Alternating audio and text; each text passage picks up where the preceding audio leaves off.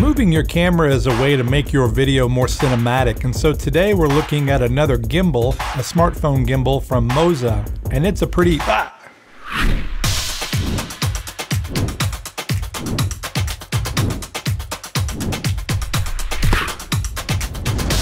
As I was saying, it's a pretty affordable one.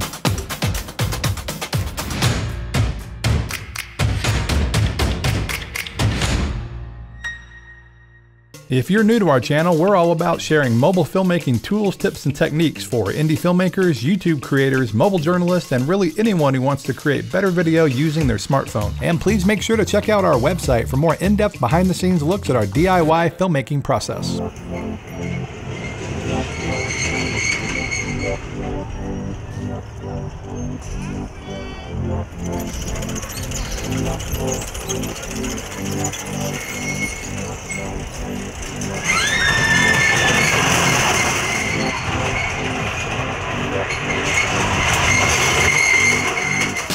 So we'll do a quick unboxing here.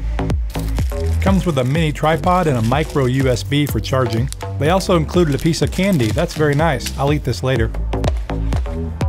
So this is kind of a beefy gimbal. It reminds me a little bit of the Smooth 4, not quite as big, but in that same world.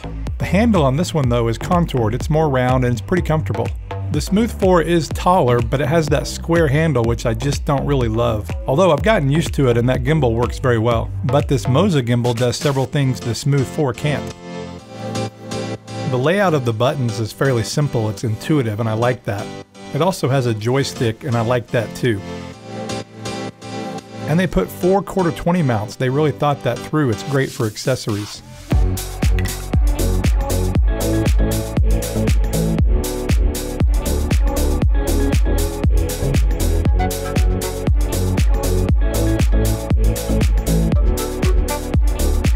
The included tripod works okay. It is pretty flimsy though, so if you were going to do anything serious, I would suggest a third party like from Manfrotto. But this one does work and it's nice they include it.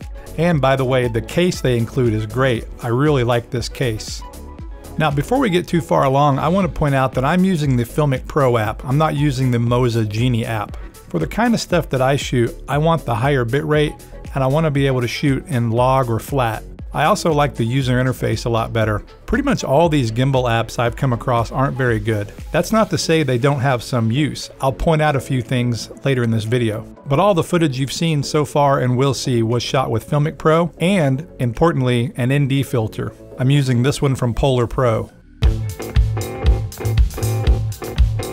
I found this gimbal to be very easy to use, and it has pretty much every mode you can imagine. I'm not going to go through all of them, but there are 8 different shooting modes. Choose the one that works best for your shoot.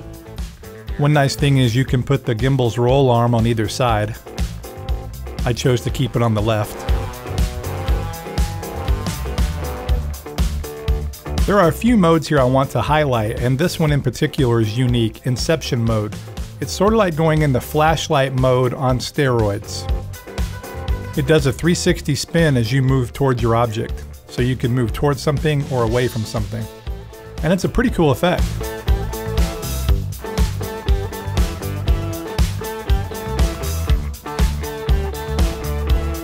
You just push the joystick the way you want the camera to spin, and off it goes.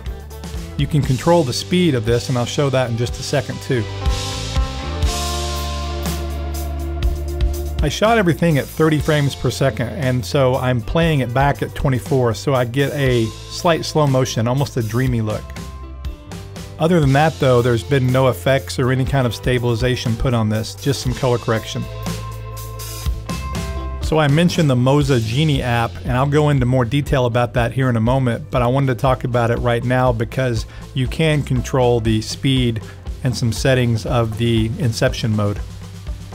So the speed of the turn, and then also the smoothness, which I think must be the feather. Like right there where it starts to spin. I left the settings in the default mode for this shoot.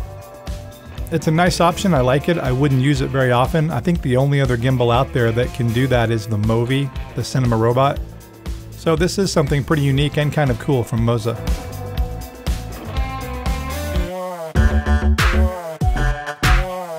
Shooting in flashlight mode or inverted is probably my favorite way to shoot with any gimbal, smartphone or otherwise. It just helps take out the shake, takes out the up and down, and it also is cool just to be low to the ground, but you don't have to be low to the ground to shoot like this.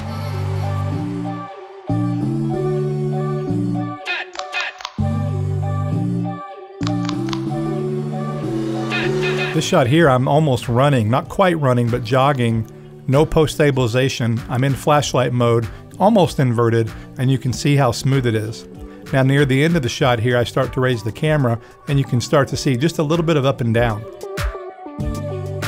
So shooting in flashlight mode not only gives you a cool look, but it also helps smooth out the footage. Now this isn't a mode, this is just something that I think about when I use gimbals, and that's a walk and talk. Traditionally this would be more of a Steadicam shot. This is from my short film Miranda, and we shot this with a Zhiyun crane and a smooth cue. But for me, these are the kind of shots I want to be able to do with a gimbal. I want cinematic type shots that you could use in a movie or a commercial or what have you, and these would be more eye level too.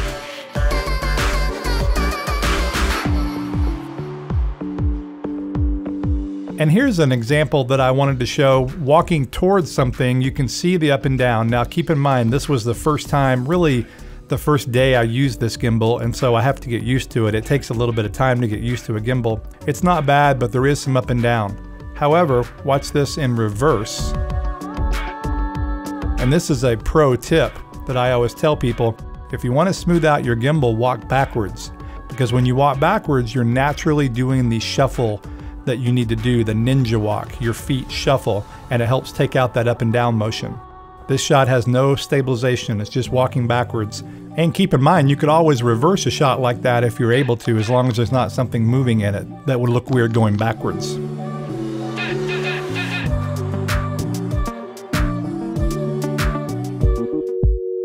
So this might be the best feature of the entire gimbal, and it may sound boring, but this is really, really cool, and that's wireless charging.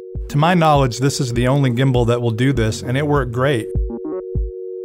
Put your phone in the gimbal and then press the power button twice and it will blink. And then your phone is charging. And if you don't have a phone that will wirelessly charge, you can also charge with a cable, and you can charge the gimbal at the exact same time with a cable. So really with this setup, you could shoot all day long. Okay, so the app. I'm not a big fan of using these apps. As I said earlier, I use FiLMiC Pro, but you could use any other third-party app that gives you more quality. But there are some good things in this app, albeit it's a little bit of a frustrating experience to use it. By the way, this works with iOS and Android devices. So in the app, you can do time-lapse, you can do slow motion, which I probably wouldn't ever do. You can do tracking, object tracking, and this works really well. I tested this.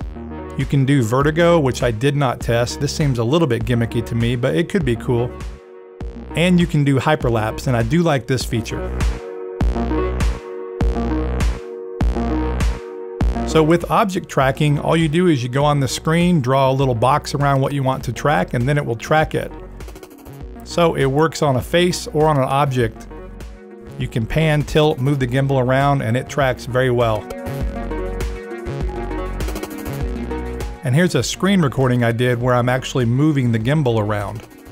So it locks on to the object, and then now I'm moving my body, I'm walking to the left, and the gimbal's panning automatically. Same thing, now walking to the right, and the gimbal's following it, and it works great. Really surprised at how well it worked actually.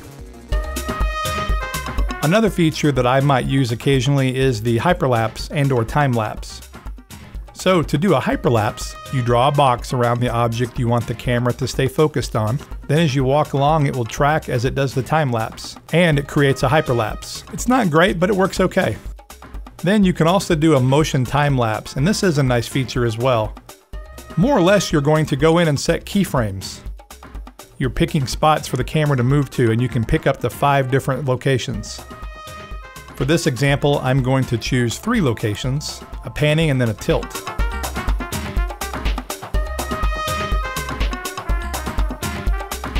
And then you choose your shutter interval. I typically like to do 2 seconds. That's kind of a standard look where you can get clouds moving to the sky smoothly. And then you choose your duration. Now this is the duration of how long a camera records, not how long the end result will be. So do some math and pick the length that you want. Now I sped that up 500%, but you could see how it worked, and it worked pretty well. And here's a quick example that I did using the app.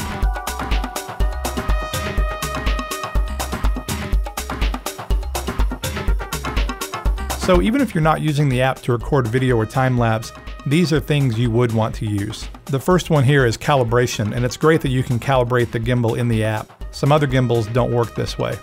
And then the other thing are all the settings that you can go in and adjust as needed. Different speeds, different parameters, that kind of thing. And by the way, once you connect the app to your phone via Bluetooth, it connects fine every time. It just reconnects. And so that's really pretty nice.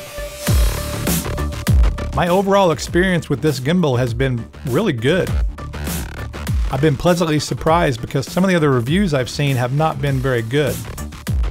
All these smartphone gimbals today are about the same cost except for the Movi. And so really you can't go wrong with any one of these.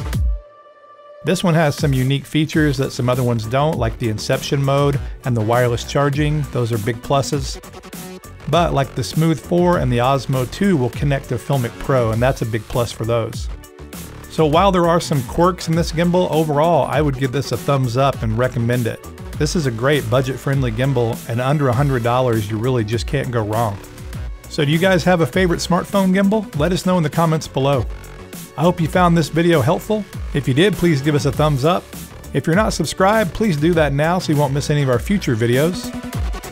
Thanks for watching, guys. We'll see you in the next one.